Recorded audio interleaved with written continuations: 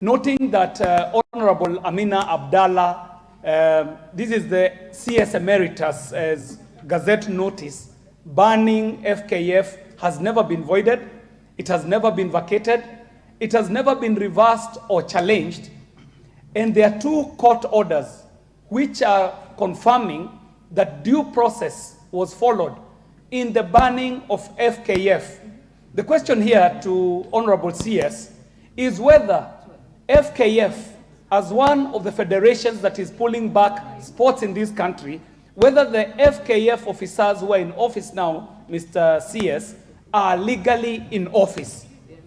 It is important also to ask, noting that even if they were in office legally, their term would be ending in February, are there active plans to prepare for elections in the coming year? Madam Speaker, the second question I ask as Chair, Communication, Information and Innovation.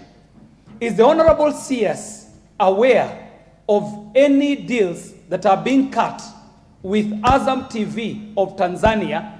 And if there is any such deal that is being cut, how is it being cut at the expense of the national broadcaster, KBC? Have we checked KBC? Have we checked their ability to air live matches? And have they been proven not fit for purpose, even at a moment where there is a cabinet memo in front of the cabinet where he sits on the revamping and reorganization of KBC? Honorable CS, kindly. Honorable Mark Nyamita.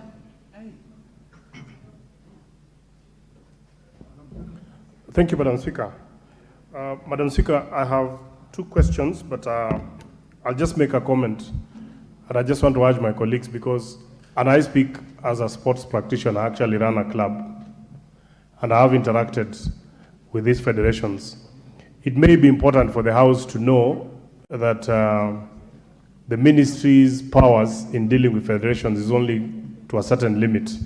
And maybe it's about time that this House might want to consider giving more powers to the CS if we are to expect some of the expectations that I'm hearing from some of my colleagues here, because otherwise then, if we also come to this House, Madam Speaker, and refer to hot discussions that are going on social media to grill a cabinet secretary, we might miss the point, I must say.